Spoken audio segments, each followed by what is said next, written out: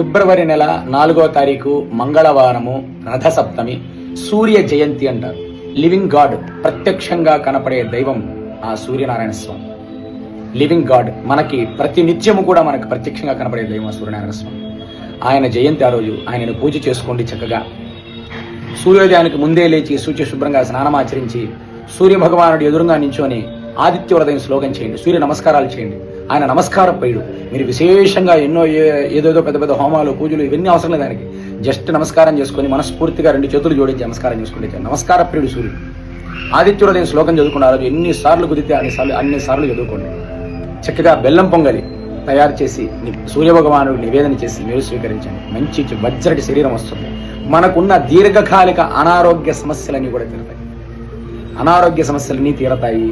చర్మ వ్యాధులు తీరతాయి. గుండె సంబంధించిన వ్యాధులు తీరతాయి. సూర్యభగవాను పూజ చేయడం వల్ల చర్మ వ్యాధులు, గుండె సంబంధించిన వ్యాధులు, అనేక రోగాలు తీరే వజ్ర శరీరంగా తయారవుతాయి. మంచి చక్కటి ఆరోగ్యము, ముఖవర్చస్సు పెరుగుతుంది. సూర్యభగవాను ఆ రోజు ప్రార్థన చేసుకోండి ప్రతి ఒక్కరు కూడా. ఫిబ్రవరి నెల 4వ తారీఖు మంగళవారం రథసప్తమి ప్రతి ఒక్కరికి తెలియజేయండి.